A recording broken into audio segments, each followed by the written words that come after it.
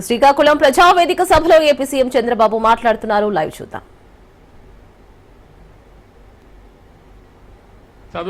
చదివించాలనే ఆలోచన రాలేదు. మా పిల్లలు కూడా ఈరోజు సముద్రంలోకి పోయి చేపలు పడుతున్నారనే పరిస్థితికి వచ్చారు. అంటే జీవితాంతం తరతరాలుగా వారసత్వంగా మనకు వచ్చిన వారసత్వాన్ని పేదరికంలోనే బతకాలని అడుగుతున్నా. అనేక అవకాశాలు ఉన్నాయి. అలాంటి అవకాశాలు ఉపయోగించుకుని మనం ముందుకు పోవాల్సిన అవసరం ఉంది. ఈరోజు మత్స్యకారుల విషయానికి వస్తే దగ్గర మీరు చూసినప్పుడు మన అన్ని గ్రామాల్లో తీర ప్రాంతం అంతా మత్స్యకారుల గ్రామాలు ఉన్నాయి. మనం కూడా చేపల విషయంలో అందరికంటే ఎక్కువ ఆంధ్ర రాష్ట్రం ముందుంది. 555 గ్రామాలు మత్స్యకార గ్రామాలు ఉన్నాయి. కానీ 555 గ్రామాలున్నా నేను మీ గ్రామానికి వచ్చానంటే ఈ గ్రామం దశ దిశ మార్చాలి. మీ కష్ట సుఖాలు అర్థం చేసుకోవాలి. తద్వారా రాష్ట్రానికి కూడా ఒక మెసేజ్ ఇచ్చి అన్ని మత్స్యకార గ్రామాలను బాగు చేస్తామని చెప్పి కూడా నేను మీకు తెలియజేస్తున్నా. ఈరోజు ఇక్కడికి వచ్చినప్పుడు దేశంలో ఉత్పత్తి అయ్యే మత్స్య సంపద 29% మన రాష్ట్రంలో ఉత్పత్తి అవుతుంది. రెండోది 32% ఎగుమతులు చేస్తున్నాం. 55 లక్షల మెట్రిక్ టన్నులు చేపలు కానీ రొయ్యలు కానీ మనం తయారు చేసే పరిస్థితికి వచ్చాం. దీనివల్ల 16,50,000 మందికి ఉపాధి కలుగుతా ఉంది. నేను ఇంకొక విషయం కూడా మీ అందరికీ చెప్తున్నా. చేపలకు బంగారు భవిష్యత్తు ఉంటుంది. ఒకప్పుడు అందరూ వరిధాన్యం తినేవాళ్ళం.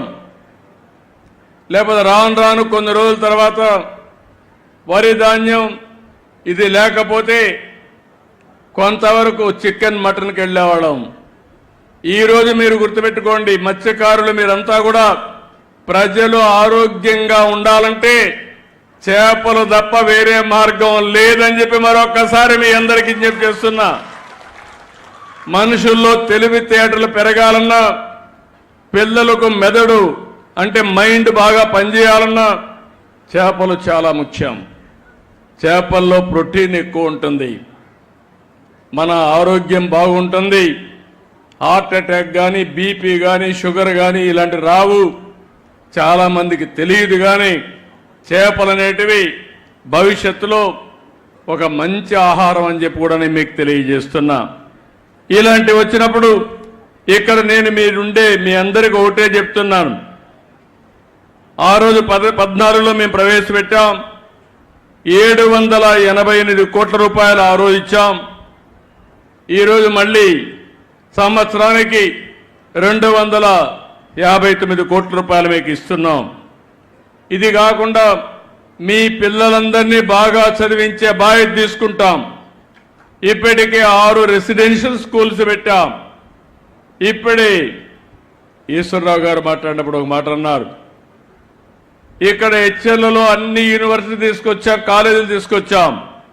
స్కిల్ డెవలప్మెంట్ సెంటర్ పెట్టి ఇక్కడ వచ్చే ఉద్యోగాలు ఈ ప్రాంత వాసులకే ఇచ్చేట్టుగా అన్ని చర్యలను తీసుకుంటాను. ఇక్కడ పెడతామని ఇమ్మీడియట్గా మీకు అందరికీ హామీ ఇస్తున్నా. ఇది కాకుండా ఈరోజు మత్స్యకారుల ఫ్యామిలీలో 69,000 మందికి పింఛన్లు ఇస్తున్నాం. ఈ విషయం కూడా మీరు గుర్తుపెట్టుకోవాల్సిన అవసరం ఉంది. 4,000 రూపాయలు ఒకప్పుడు ఎన్టీ రామారావు గారు 30 రూపాయలతో ప్రారంభించారు. నేను వస్తానే దాన్ని 75 రూపాయలు చేశాను. ఆ తర్వాత మళ్ళీ సీఎం అయిన తర్వాత 200 రూపాయలని 2,000 రూపాయలు చేశాం. ఇప్పుడు 3,000 నుంచి ఒకేసారి 4,000 రూపాయలు చేసిన పార్టీ ఎన్డీఏ. ఇది కాకుండా మీరు ఒకసారి చూస్తే 6,000 రూపాయలు దివ్యాంగులకు ఇస్తున్నాం. వాళ్ళల్లో కూడా 500 నుంచి 6,000 రూపాయలు పెంచాం. అది కూడా నేనే పెంచాను. ఇంకో పక్క 10,000 రూపాయలు ఇస్తున్నాం. డయాలసిస్ చేసుకున్న కిడ్నీ ప్రాబ్లమ్స్ ఉన్న వాళ్ళకి ఇచ్చాం. బెడ్కే పరిమితమైన వాళ్ళకి 15,000 ఇస్తున్నాం. దేశంలో పేదవాళ్లకు పింఛన్లు 33,000 రూపాయలు, 33,000 కోట్లు ఇచ్చే ఏకైక పార్టీ భారతదేశంలో ఎన్డీఏ ఆంధ్రప్రదేశ్. ఏ రాష్ట్రంలో ఇవ్వడం లేదు. కనీసం ఒక్కొక్క ఇంటికి 48,000 రూపాయలు సంవత్సరానికి ఇంకా ఎక్కువ వచ్చే అవకాశాలు క్రియేట్ చేశామని చెప్పి కూడా నేను మీకు తెలియజేస్తున్నా.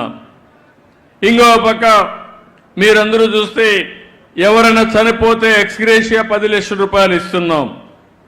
ఇంకా కొంతమంది ఉన్నారంటే వాళ్ళందరికీ కూడా క్లియర్ చేస్తాం. అదే మరి లీటర్ డీజిల్కి 9 రూపాయలు సబ్సిడీ ఇస్తున్నాం. ఇంకో పక్క